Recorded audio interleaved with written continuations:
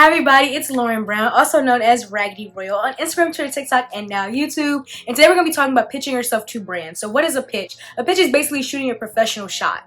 That's it. So why is it important? This is how you get brands' attention, and this is how you ask them for opportunities such as PR, affiliate links, paid brand deals.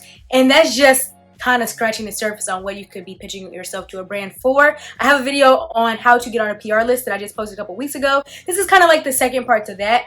Also, I have a video from a little while ago talking about how influencers make money, talking about PR, affiliate links, and paid brand deals, and what the difference between those three are and how money is made in this industry and my job. So go check those videos out if you want a little bit more background information. But today we're going to be talking about the pitch and what goes into the actual shot. So the first step, and this is honestly probably the most daunting for a lot of influencers, is finding your target, finding the contact for these big brands. These are billion-dollar brands, and you are somebody with a cell phone who posts content on Instagram and TikTok. How are you going to get in contact with them? So I'm going to give you 3 different methods. The first method is hunt. This is the long shot, and this is something that's recommended a lot on different YouTube videos about this topic, but it's not necessarily my favorite.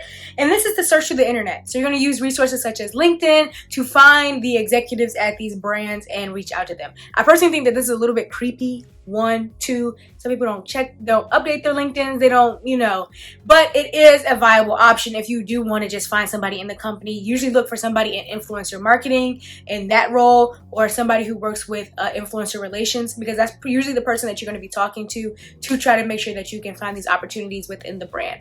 But it's not my favorite, so I have 2 others. So the second is forage. If you don't want to hunt, you don't want to go after the long shot, let's forage and go after the low-hanging fruit. And that will be using resources such as Instagram. If you go to a company's Instagram, usually they have an email button. On that email button, you can click it and it'll take you to an email address. Sometimes it's very obvious that it's for like customer service, they'll say it, or sometimes it'll just be more general like info at or team at, and you can use that email. Now, that might not necessarily be the department that you want to reach out to, but reaching out to that email, sometimes people are really nice and they'll just say, hey, don't email, info at RaggyRoyalCosmetics.com. Here's the email PR at RaggyRoyalCosmetics.com. That happens a lot. Somebody will just be really kind to you, or you can ask in your first email like, hey, I would love to know the PR contact, or hey, I would love to know the influencer relations person to get in contact with. That at least you know that email address is accurate and it does go with that company and it's not something that's outdated. It's on their Instagram.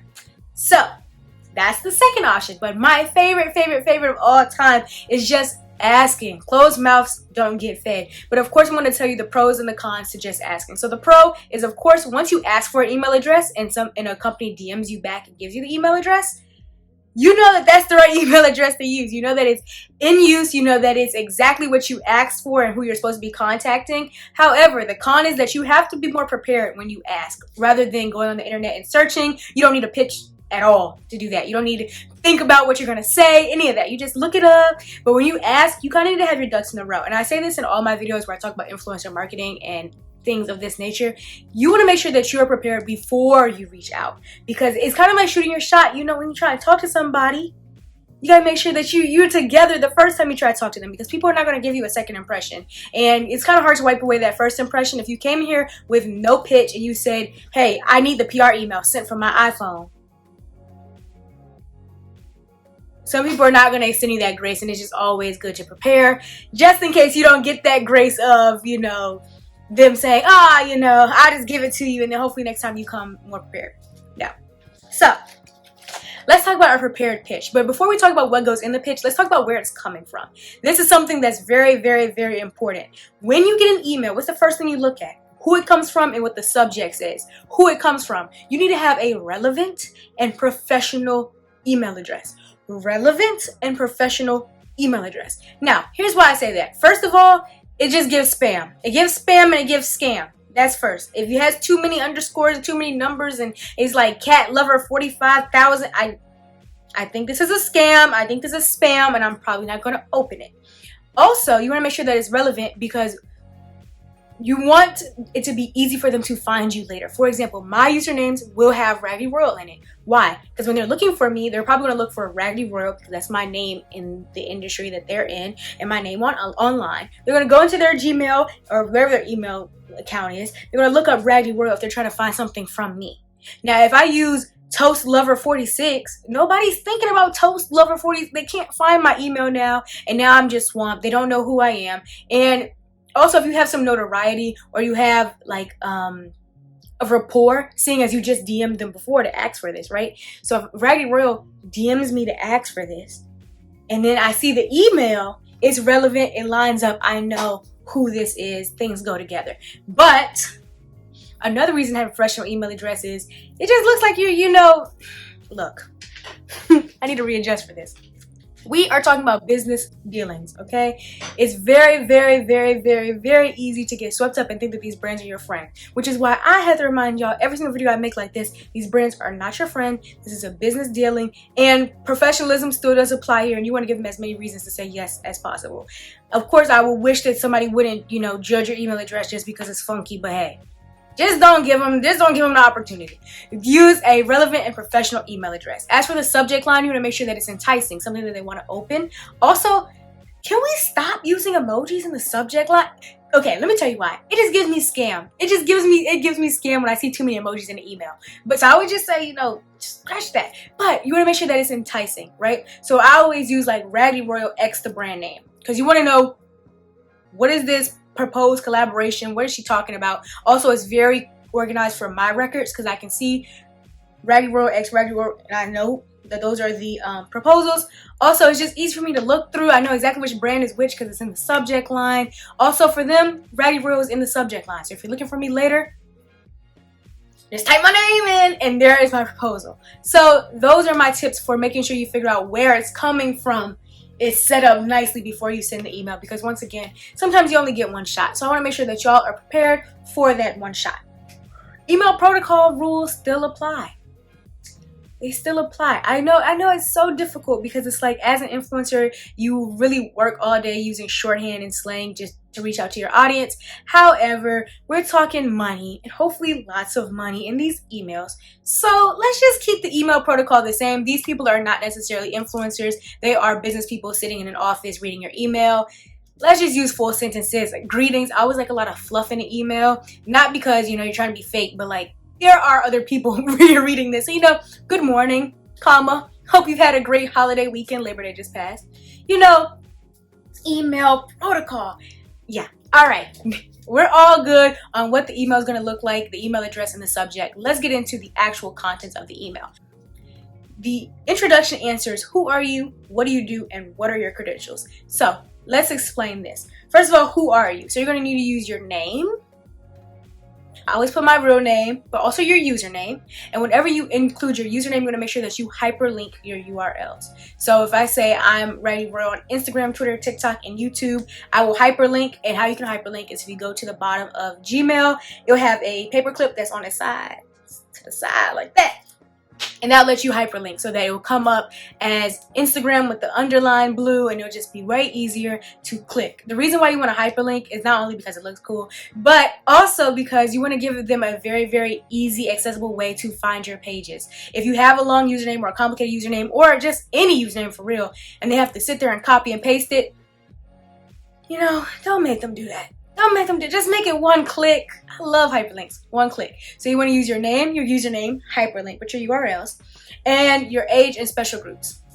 Now your age can be special groups. Let me explain what special groups are. Special groups are just ways that you relate to the company and just groups that you're a part of. So it's not necessarily just race and sexual orientation. For example, if you're a single mother, that could be something that you want to help, not exactly market, but show, hey, me and the brand have this in common, or hey, if the brand's looking for somebody like this, I'm part of this community and I can bring something to the table that not everybody has. When I was a college student, that was a special group. So I was a college student, this was literally months ago, I know what I'm saying, when I was in college, but when I was a college student, I would always mention that I was a college student. Why? Because college students are in a very unique place and a unique sector of people. They can market things that maybe people who are older or younger cannot market, and it's just a special thing that maybe if the brand is looking for that or they want to use that in a different way, hey, just want to mention that I am a college student. This could be not only being a single mother, this could be being a pet owner, and you always want to figure out which special groups you want to use based off the brand, right? So if I was trying to reach out to Nike, I am a new runner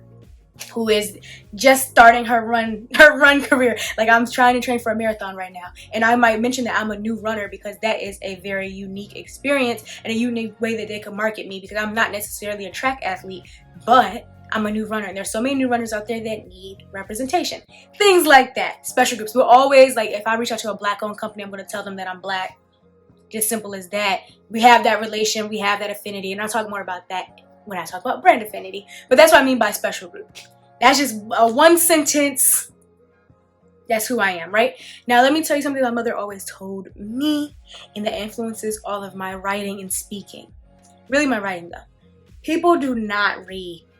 They don't read, they don't listen either, but they definitely don't read. So you want to make sure that this is not long. You want to hit all the points that you want to hit and make sure that it is concise. Because if I get a paragraph that's if I get one paragraph versus 6 paragraphs, I'm going to read the one paragraph. Hopefully that one paragraph has all the stuff that the 6 paragraphs has without all the fluff. So my who are you would look like, hi, I'm Lauren Brown. I'm a 19-year-old marketing student at Howard University and beauty content creator on Instagram, Twitter, TikTok, and now YouTube. Now let's talk about what do you do. So this is the content that you make and why you make it. So for example, I have a mission with my content. I always have. So my mission with my content is to inspire others, especially women of color who are often ridiculed for their creativity, to experiment more with the bright hues and creativity when it comes to self-expression. So that's my mission. I paraphrased it a little bit, but that's my mission. So that's the content that I make. I'm a beauty content creator. I said that before, and that's why I make it. So you want to talk about what you do and why you do it. You don't want to make it too long. Once again, people don't read, but you want to make sure that you explain like why you're passionate about it, especially if it has some sort of relation with the brand. So if I'm reaching out to a brand that makes colorful makeup, of course I'm going to say, hey, this is what I do and this is who I do it for. So that's what do you do. And then lastly, you're going to talk about your credentials. Why are you qualified to talk about what you're talking about? Why are you qualified to reach out to the brand? And why should we spend money on you? Once again, these brands are not our friends. They're not doing things because they like us, right? They're not our friends. They are brands. So you want to say, hey, here are my credentials, and here's how you're going to get a return on investment. So for example, some credentials that I would note that I have an American Influencer Award from 2020 in a makeup category, and also nominated for a 2022 American Influencer Award. They're both in makeup categories, and I would definitely say that to probably any brand that I reach out to, but especially makeup brands, because hey, people are listening to what I have to say. They voted for me for a makeup influencer award. That shows my qualifications, and that shows that I can provide a return on investment.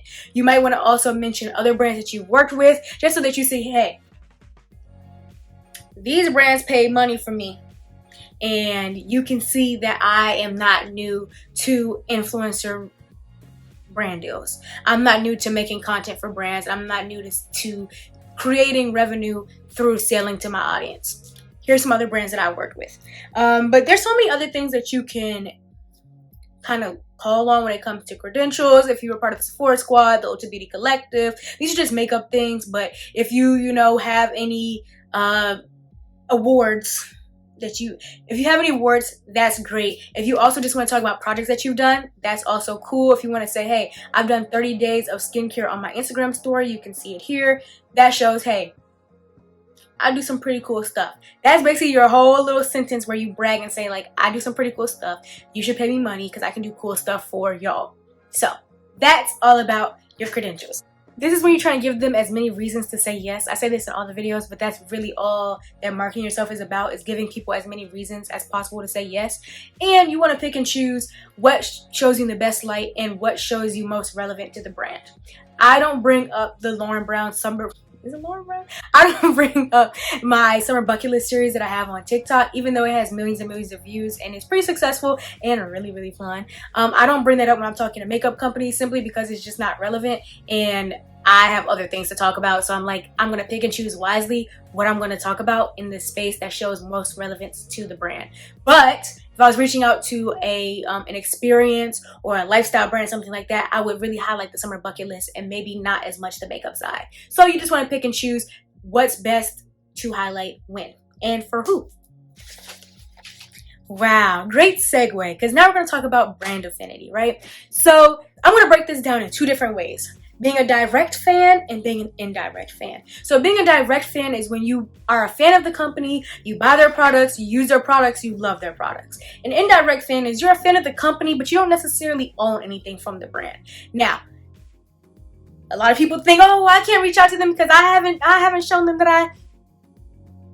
Let me tell you, as someone who's been on PR lists for brands that I have never used, based off shooting my shot like this, you don't necessarily need to own something from the brand to be a fan of the brand and to prove to them like, hey, I can, show a return on investment. Also, I really do like your brand. So I want to show you both ways. Now, when it comes to being a direct brand, what you want to do is you're going to hit on how long you've been using the products. If it's a long time, ups for that. If it's only been a month, cut that out. Just say, I've been using the products, your favorites, and you're going to hyperlink some examples. Once again, I just like hyperlinking because it just looks like, oh my gosh, I have evidence. Like, I'm a real fan. Like, I got concert merch. Like, I you know what I mean? Like, I'm a real fan. So here's what I would say if I was a direct fan of a company. And I'm actually going to just talk about e.l.f. Cosmetics because I have been using them since middle school, and that's how I came up with this example. I've been using your products since middle school, with my favorites being the Expert Liquid Liner, the this, the that, the this, the that. Hyperlink some examples, and I use them in my content. I use them in my content is probably the most important part, because you can love it as much as you want to, but if you love a $7 highlight and you only wear it in your house, you're not making the company any more money than that $7 you made them when you purchased it. If you sell it to 100,000 people, now we're talking. Now you're making them some money. So I would say, not only do I love these products, I also use them in my content. Here is said content. Boom. It's kind of simple. It's kind of like just professing like, hey, I don't shoot my shot. I was about to just act like I did, but I've been looking at you and I just really enjoy, your vibe. I've been watching your Instagram. I don't know what people say when they shoot their shot, but think of the same mentality when people shoot their shot at you.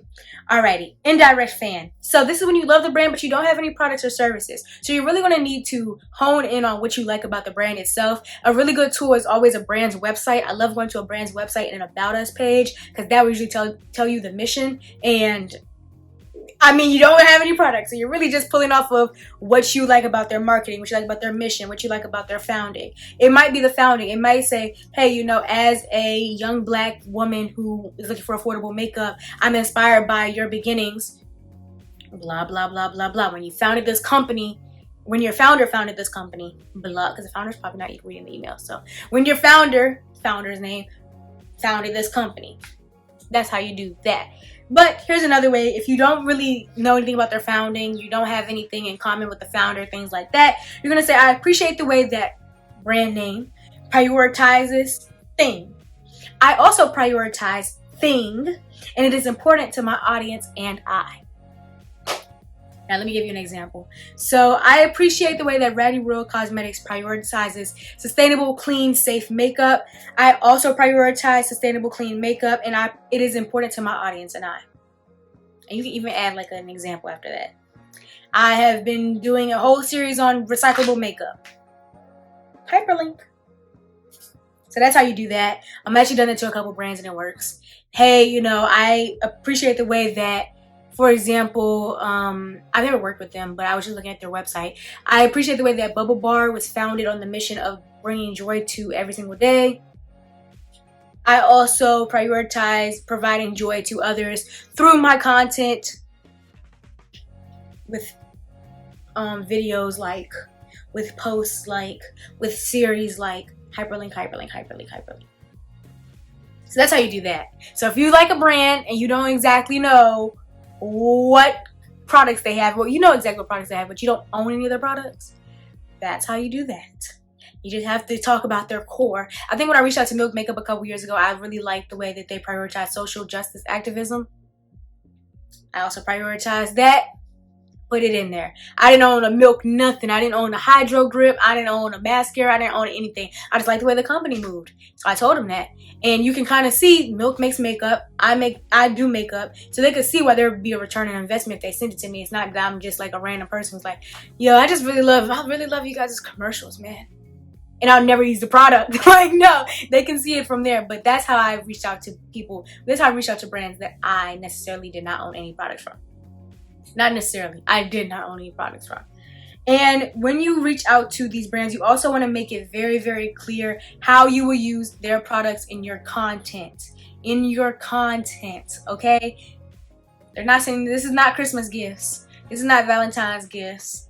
This is a business dealing. So you want to talk about how you use their products on social media to others. So you don't want to say, oh, I just really love your brand, man. I love your lipsticks. I just always use them on my mom. That is great. And they might be nice to you, send you an email back, you know, and I hope they do. But that doesn't really tell me how you're going to make the brand money and why they should send you money. That's really the ultimate goal. Send you money and send you stuff to make videos if you only use it with you and your mom. And what do you and the brand have in common fundamentally? I kind of spoke on this earlier when it comes to like the founder. If you have anything in relation to them, like, oh, this was founded by children of immigrants. I'm a child of an immigrant, you know, things like that. This was founded, or for example, this company gives a lot to research for maybe a disease that I've lost a family member to. I mean, there's so many different ways that you can relate to a brand. So if you relate to a brand fundamentally in an interesting way, make sure you note that. Why not? Of course, don't go crazy. You only got like 2 sentences to do this, but why not? Tell them why you like them. All right, next, and possibly most important. I'm not gonna say that because all these parts are important, but your call to action. Your call to action is so important. Your call to action answers 2 things. Why are you contacting me? And what do you want? All right. So your call to action, if you're doing this in an Instagram DM, so if you're writing this proposal to send in an Instagram DM, first of all, I want to say, you can shorten it. I just want to say, in your call to action for sending a DM, because I've been talking about the email and I'm saying a sentence is for this, a sentence for this, a sentence for this, and it's kind of like 2 or 3 paragraphs at this point. When you're sending the first email to ask them, if you decide to go that route to ask them for an email address, you want to make a condensed version of that. Maybe 4 sentences to send the DM, right? Because you don't need to send paragraphs in the DM and then to the email. You don't need to do that. You don't need to do that. Maybe 3 or 4 points. Who you are, what you do, why you like the brand, and what you want. And what you want is pretty easy when it comes to that DM, because you're just saying, I would love a contact email. And how you would phrase this and how I always phrase it is, I would love to send the brand a formal proposal. Is there an email that I can reach out to? Is there an email address that I can use? Is there an email address that's best? That's going to be your call to action. If you're sending that DM, that first DM before you send your email pitch. When you're sending your email pitch, what do you want? You kind of have to figure that out for yourself. Like, do you want to be on PR? Do you want to do a paid brand deal? Do you want an affiliate code? Do you just want to say hi? I mean, don't do that. You can do so many things if you just want to say hi to a brand other than emailing them. But what do you want? When it comes to a paid collab, though, I'm going to give you a little bit of insight. You want to give them a basis of an idea, but you don't want to give them the entire idea.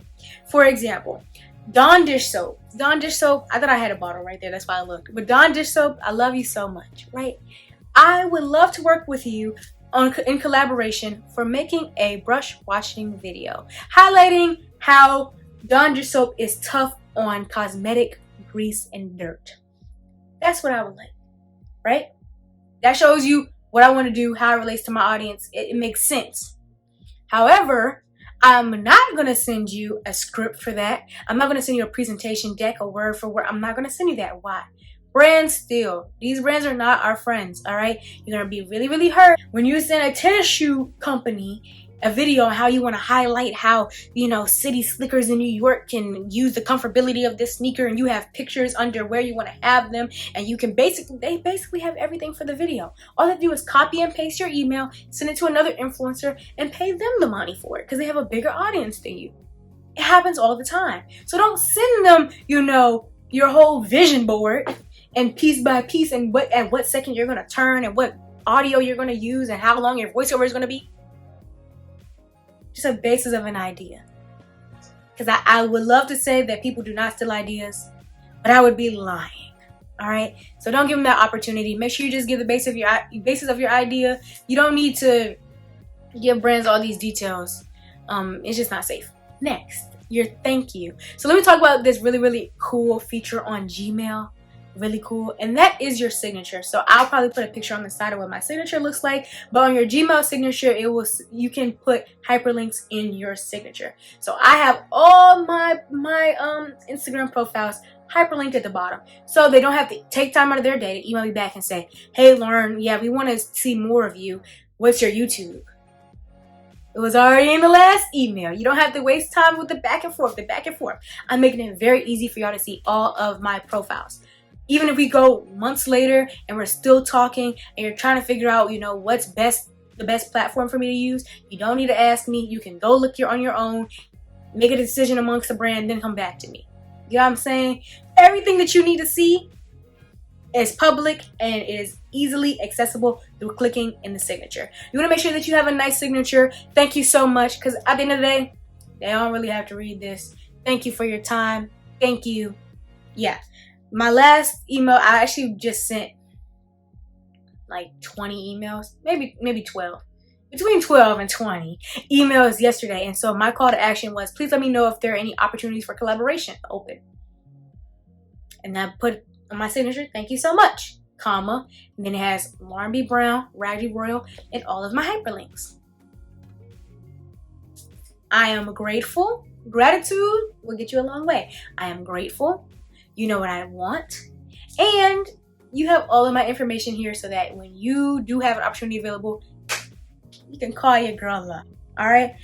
Then you want to do a follow-up if you must. Do not be annoying. You sent that email at 11:20. They were outside getting a bagel from their Panera. They haven't got back to their desk yet at 11:40. You don't need a follow-up. They haven't seen it yet. Do not be annoying. Don't be annoying. But you know, if you want to follow up in a week or two, a month or two, you want to follow up later, you can always do a follow-up email, because sometimes we do have to charge people's heads and not their hearts, and maybe they were just swamped, or maybe they didn't see, or maybe they didn't have opportunities at the time, but now they do. So you want to do a follow-up after some time has passed. Don't send a follow-up email the next day. They haven't seen it yet. They don't know what to say to you yet. There was in a conference meeting. They don't know. So give it a couple days, give it a week, give it a month. Things like that. And then lastly, I couldn't make this video without telling you about rejection. So rejection will happen. I actually got like 2 rejection emails yesterday. And it's not necessarily that they're like, we don't want to work with you. But sometimes brands literally do not have campaigns open. And a lot of times brands do not have the budget for campaigns. Some of my favorite brands literally never do brand deals. You have to go to somebody's Instagram, go to these brands' Instagram first, and just see if they even do brand deals. That's a good idea. But yeah, some of my favorite brands, they don't have opportunities right now. And that's not a bad thing. That is when you say thank you so much. And I look forward to working with you in the future. Please keep me in mind. Please keep me in consideration. It's simple as that. And sometimes people say like, oh, we don't work with people of this size or less. I'm like, I'm not going to act like every brand is just going to be like, oh, we just don't have anything for you, but we love to work with you. Sometimes brands are like, you have to have a certain follower number and blah, blah, blah. Just always say thank you and keep it pushing. Don't make a scene, because that's really unnecessary and really childish. So just go ahead and say thank you so much. Please keep me in consideration and keep it moving, and keep in mind that you can follow up with these brands maybe a month from now. So right now it's September, so brands may not have collaboration opportunities, but you know what's coming up? Holiday season. That's when brands always want to give you money. They always want to do a million gazillion brand deals because they're trying to sell to consumers because it's the holidays. Things like that. Keep that in mind, that you can always follow up later, but just be nice about the rejection. Don't take it too hard. It is what it is. You had $0 from the brand when you emailed them. You have $0 from the brand now, and you didn't die. So you're all right. But these are all my tips on how to pitch yourself to a brand. I successfully done this over the last 6 years. For 2 years, I did have management, but now I'm off of management. So I was like, boom, it's fresh in my mind how I'm going to send pitches to these brands. I have to make this YouTube video. Please let me know if any of these tips work for you. Let me know down in the comments. I love a good testimony. Please let me know if you learned anything new. Also, if you want any videos that you want me to do after this, because of course I have a whole list of scripts, but I always love when y'all tell me what videos you want next. It helps me out a lot and helps me give you the information that you want, and that could be about marketing, makeup, any of the sorts. If you want to hear about my new running and solid core life, I know, I'm looking real brawly in this video. I know it's kind of hard to focus because I'm looking so muscular. But anyways, let me know down below. Subscribe, give this video a like if you learned anything. Also, follow me on Instagram, Twitter, and TikTok at Raggedy Royal to see more of my makeup, my everyday thoughts, my bucket list items, which is a series where I try all different activities such as axe throwing, aerial yoga, so many different things, cuisines, Korean barbecue, pad thai, and also different food places like Culver's, Crystal's, Cadoba, things of that nature. Go follow me on those social medias for that. And yes, I will talk to y'all in the next video. Bye. Thank you for watching.